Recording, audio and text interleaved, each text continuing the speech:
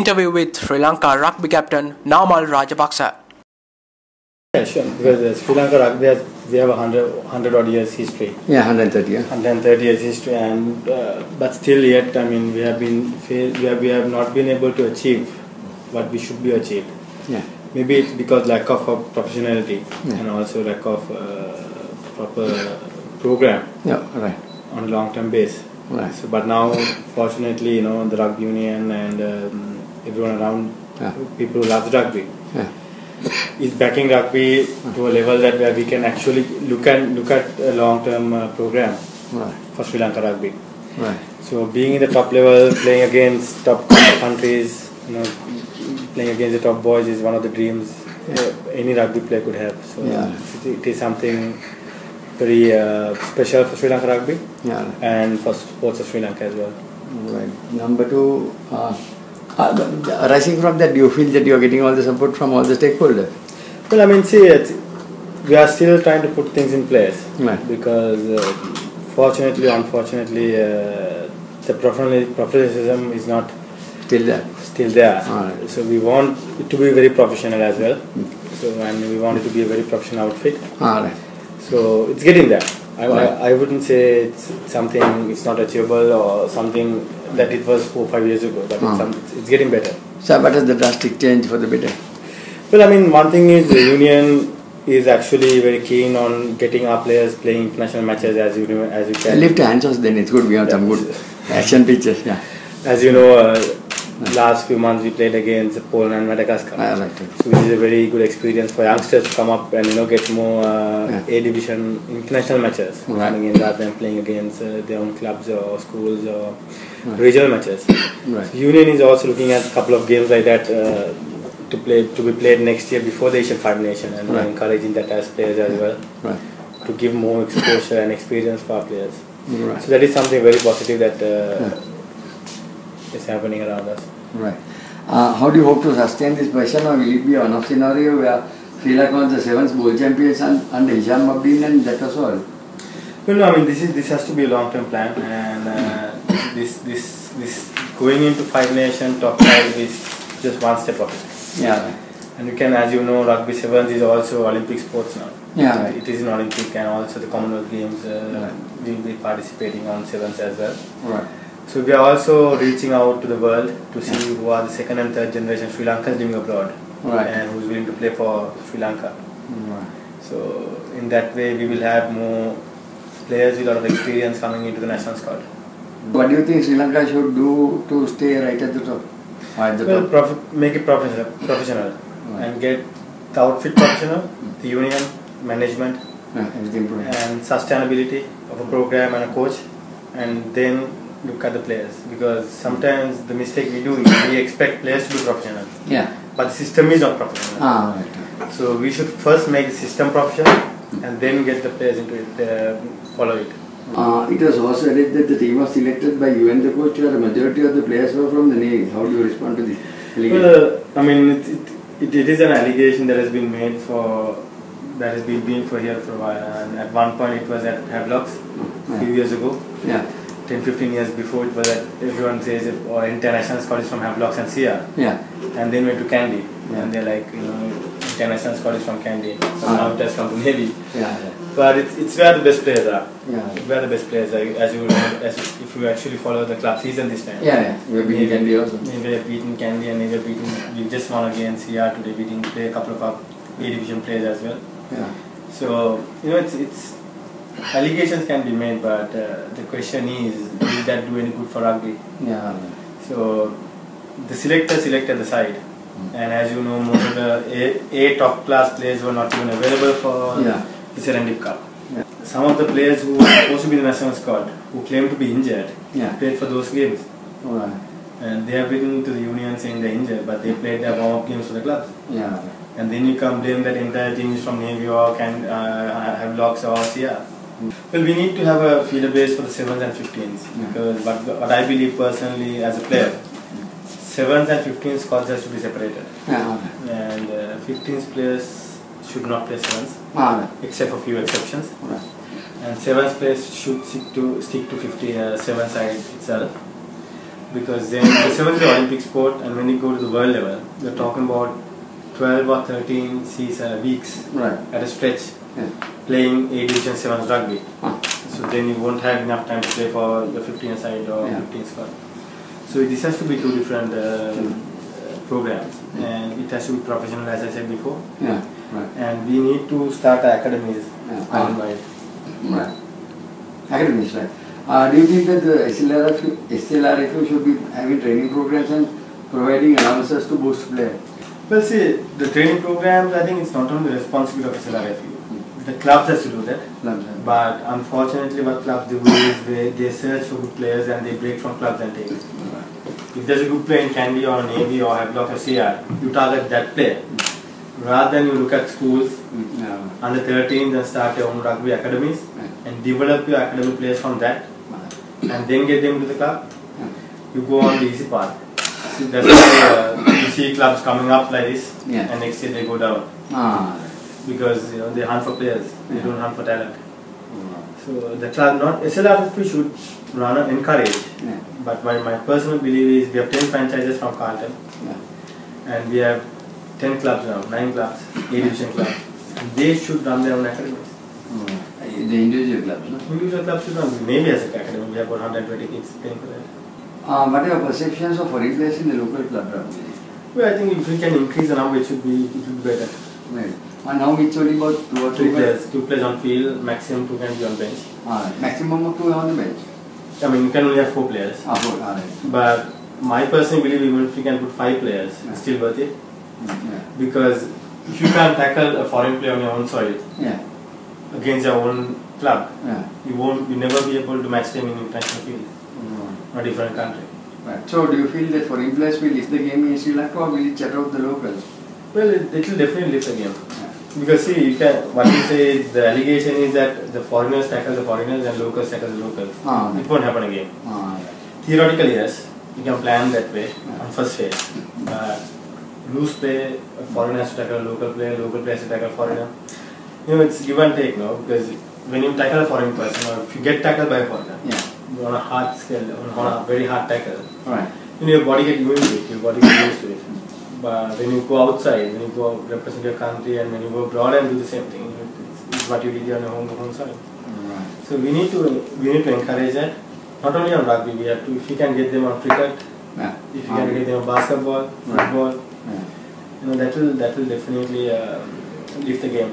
For a simple example is Carlton Sevens. The Sri Lankan Sevens squad being from 16 in Asia. Within 2 to 3 years time, they are third in Asia now. If you're in basketball? No, Carlton Sevens. Carlton Sevens.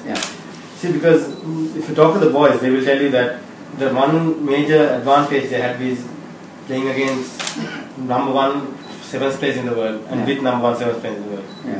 And that made them who they are today. So, that has to be applied to our sports. It's not rocket science, it's just simple understanding of fundamentals and just moving with the trend at the moment. Sponsorship, it's that we encourage them, and we even encourage other clubs as well. If you take the forces, we give a lot of backing for forces as well, Army and Air Force. And Sharks, of course, we wanted to start a southern club, and that's why we encourage them to go ahead with it. If you actually look at the management of Sharks, Johan Fernandez is from Kunagal, and the rest of the management is from Hambantota. So all the sponsors are from Ratnapura and Hambantota. So even if we are not there, the culture, we will build a culture, so people can actually take it forward. And the Sharks played today against CH, and the Sharks has won 47-20. So we see progress, and Navalapik is doing very well at the moment. I mean, Candyland, Navalapik is Lions. They will be the third post for the league in this season as well, depending on how Havelocks and Candy perform in the future. So it doesn't matter whether it's backed by someone or not. It's just a system in place that we have to create. So once you put the system right, it doesn't matter if we exist or not. And if that is the case, then someone can also point the finger at Candy, saying if Mr. Malik goes out from Candy, what will happen to Candy? But even if he goes or not, Candy will remain. The players will remain, the glory of the club will remain. It's not revolving around individual. Yeah.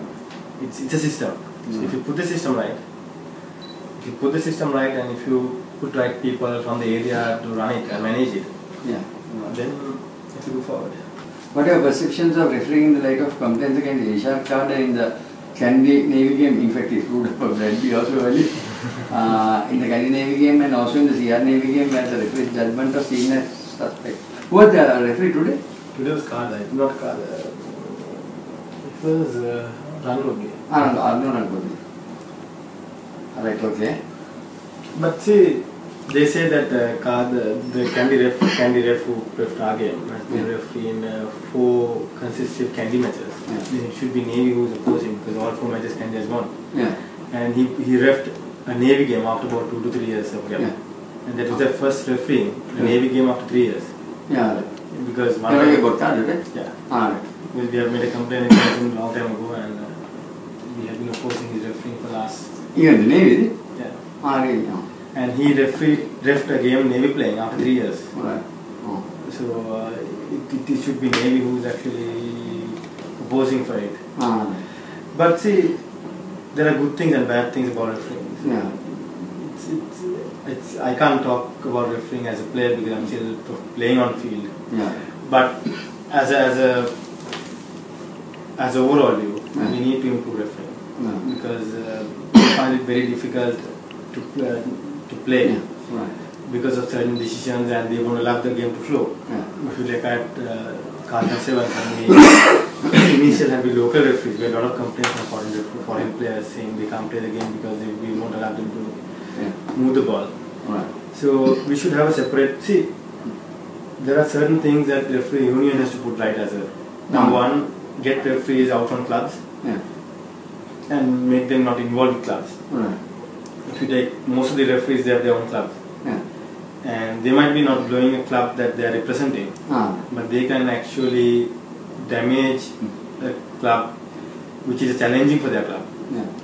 So maybe intentionally or unintentionally, but it's natural for them to have some sort of attachment towards their club. Yeah. When they're refereeing at 2 games, a match, the 2 teams are challenged with his own club. Right. So that's human, that's natural. But end of the day, I think number one, they should be out of clubs. Yeah. They have to be independent body. And SLRFU should have more training programs and workshops for refereeing, updating them. Yeah. And they have to be fit. Right. They have to move with the ball. Because we have a lot of foreign players playing now. Yeah. And these boys are fast. Yeah. And local 3/4 forwards, they play a lot of big time fast rugby now. Yeah. So if referees are unfit and not fast enough to be on the side, then always these kind of complaints will come. But then other thing is in Sri Lanka, I think it has become a tradition, not a tradition, it's become a fashion to blame the referee when you lose a match. Yeah. So it happens in cricket. Yeah. You say that umpire gave this out or you were leading you run out or something like that. But it has to be franchise model. That's why we actually create a Gayantha 7 and we are investing about 500 million rupees annually. Right. From where the money? Franchises sponsors and we find sponsors. Right. So we spend, including 10 franchises, if each franchise spend 20 million, per team there's 200 million. Right. Yeah. Right? So we have 10 franchises and each player is paid more than 200,000, 250,000 rupees for 16 days. Yeah. So we have tested and proven that franchising model is successful. Right. So the clubs have step up and make it a franchising model. Right. Look at forces, actually we are getting there now. Yeah. Navy, Army, Air Force, we are looking at in the long run. It's still forces, but we are actually looking to start academies, get sponsors in. So then we are running as a business. Yeah. Then, what are your sentiments about the current schools rugby scenario in the light of you and your 2 brothers, captain in the tournaments like the Wanasinghe brothers, Maitri, Nihal and Rajpal? Well, I mean, the school season is good actually. I mean, there are a lot of competition and a lot of professionalism in schools. Most of the school outfits are very professional. You can see them when they walk in, when they train, how they dress, how they eat. We have seen it's more professional than most of the clubs that exist at the moment. Really? Yeah.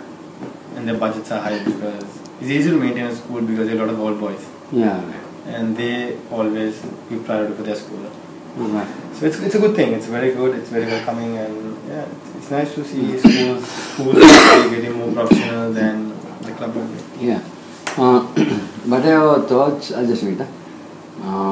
Sri Lanka's issue is having the right physically structured players where the weight is the issue and not the skills. What are your thoughts on it? See, the weight can be gained by proper training and program. And my point is, if I can train and play for Sri Lanka and perform as good as the rest of the players, Yeah. anyone can do it. Because I travel up and down to my constituency and back, get involved in politics, but yet I get up at 5 in the morning and go for training and do my evening training session before I go to sleep. That is even at Hamantara? Yeah.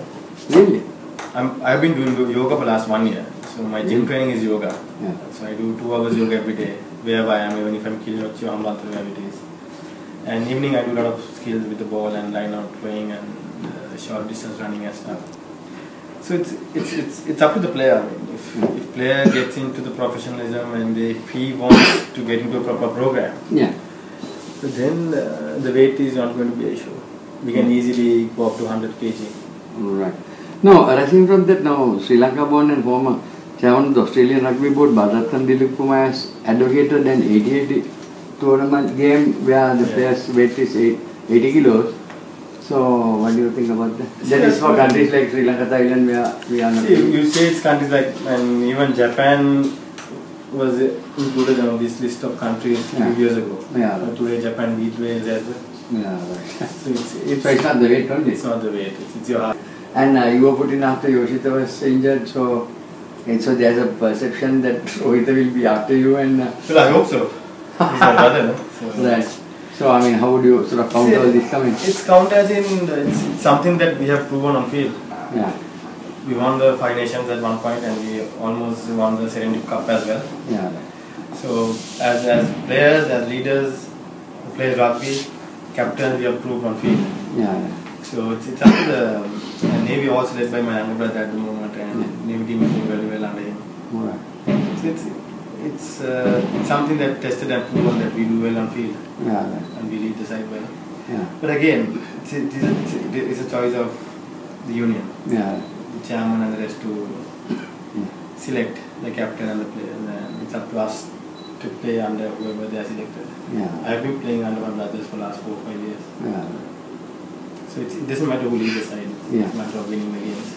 But yes, of course, I mean, there are allegations, there are complaints as in why game. Yeah. But I think those things happen all over the world, not only in Sri Lanka. When you pick a captain, if you put someone else and maybe if he lose a game, people might say, you know, they should have given it to Namal. Why did he make it? So it's like that. Yeah. It's because end of the day we should all realize that people have to talk. Yeah. So we respect that and perform on field. Yeah. So there's also sort of a criticism that you have retained the captaincy while not being present full time in rugby. Well, yes, I mean, at that time I was not full time in rugby. Yeah. At the time you were given the captaincy, is it? Yeah. Right. But then I got off from my work. And you see, the issue is, as I said, in Sri Lanka there is no professionalism. Yeah. I was the only one who training on my own as well for off season. Yeah. But other than that, everyone off season no one plays rugby. Sorry? Off season no one plays rugby. Yeah, right. So even if you actually take it as a part time or full time player, Yeah. off season all the players are part time players. Yeah, right. It's not only me. Yeah, that's right. That's how Sri Lankan rugby works. Right. So at that time I was the only one who was actually training on my own. Right. And who was actually training on skills and stuff. So Yeah. maybe that was one of the reasons why they selected me as well. Right. But all the other boys were just doing off-season training on and off with their clubs. Right. And Seven Scott was of course right after Carlton, they were busy playing Sevens and Yeah. So also on the other hand, on the better side, on the positive side, don't you think that the players also will really around you being as the captain because you are the president's son and you know that amount? Well, I mean, these boys I've been playing with them ever since I was in school. Fazil and Lianage and all these young boys like Lavanga and Navy boys. I've been playing them for the last 3 years. Against each other, is it? Sorry? Against each other in your school? We went school, we played against each other and we played under 16 nationals, under 19 nationals and we played for clubs against each other and with each other. Yeah. So I mean, it was nothing new for us. I mean, we were friends anyway. Yeah. For the last 4-5 years, even though we represent different clubs and different schools. Yeah. So, and these boys they love the game. So they will come around any captain they will put forward. It's not only me. I mean, they're very proud. They're very genuine, and they want to play rugby. Alright. Passion is in the game. Yeah, irrespective of the club politics that sometimes keep them out of playing. Yeah. But boys genuinely want to be playing. Alright.